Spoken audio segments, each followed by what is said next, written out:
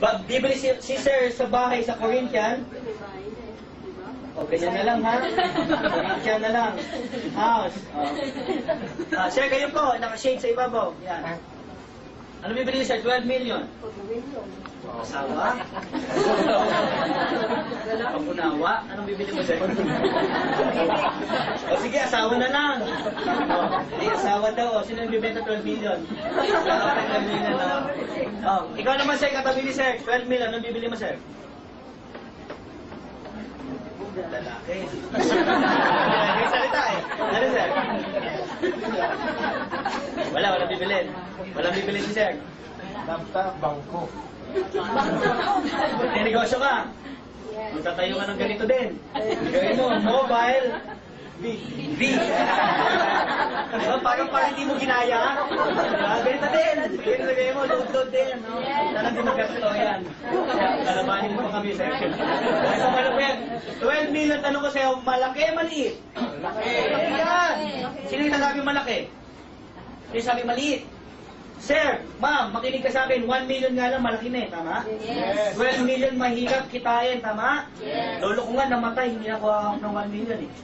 Bakit? Sa hirap ng buhay, may kumita ng pera, tama? Yes. Ang mayaman na ngayon, yung dati pang? Mayaman. Pero sabi mo ngayon, sobrang sipag mo, kahit sobrang galing mo, ang hirap umaman yan, tama? Yes. Bakit, ma'am? Tanong ko sa'yo, Porsche. Gaano mo katangal kikitain yan sa ginagawa mo, ma'am? Yung Porsche. Tagal. Sabi ni ma'am, matagal. Ma'am, yung house and lot mo, ma'am, gano'ng katagal? Sobrang tagal. Sobrang tagal. Yung coin dyan, lalo na super duper tagal. Tama. O yung asawa mo, Sir. Ilang taon, Sir? Mabilis lang. Eh, di ba sabihin natin, ano na lang, sa pangalawang buhay na lang? Incarnation na lang. Incarnation na lang. Bakit? Yung mobile bill mo, Sir. Hindi magkatotoo yan, Sir. Labanin mo pa kami. Okay, ito malupit. Yung 12 million na yan, nakakatawang pakinggan, ang hirap kitain, tama? Yes. Tagal. O ito, simple-simple lang ha. Papayag ka ba sa buhay mo, hindi mo makuha yan? Simpleng pangarap, hindi mo makuha, bakit? Alam mo hindi kaya, tama? Yes. Ang hindi ko maintindihan, ang Porsche gawa ng tao, tama? Yes. Sino ba gumawa ng Porsche? Tao. Ibig sabihin, kung gawa ng tao, kaya ng? Ano ka ba? Ibig sabihin, kaya mo, tama? Yes. Wala pong limit ang isang tao. Nakuha?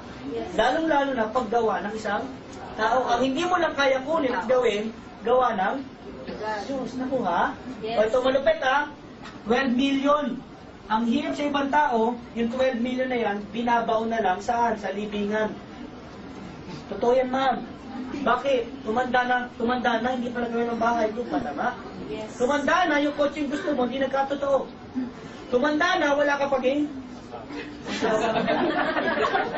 O, ito malupit. Sabi nila, ang isang bagay, bago mo gawin, kailangan pag-isipan. Paano, kung sabihin ko sa'yo, meron akong feasibility study.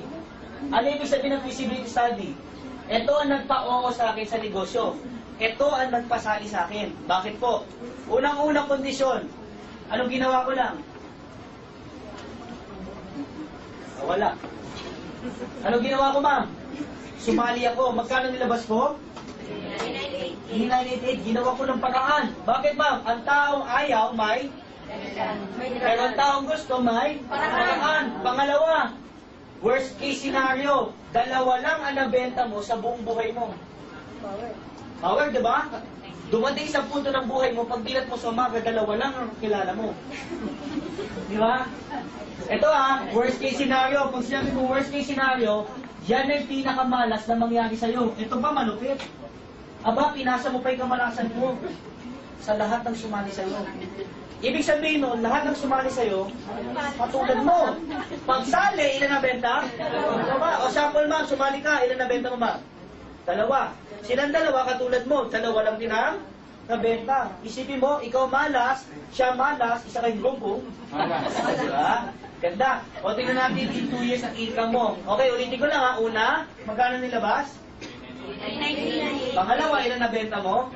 O pangatlo, pinasa mo, kamalasan mo. Yun ang masakit. Bakit ma'am? Pwede mo pigilan yung tao? Hindi. Ito, pinigilan mo na. Dalawa lang nabebenta sa buong buhay niya. Okay, last line na to guys ha. Huwag kang kukurap. Huwag kang kukurap. Bakit ma'am? Dito ko papakita sa'yo paano kayo kikita. Unang buwan hanggang end of the year. Kaliwat kanan mo, dito ko lalabas lahat ng kikitain mo. Sumali ka, that is you, tama? Yes. Pagsali mo, ilan na benta mo? Dalawa.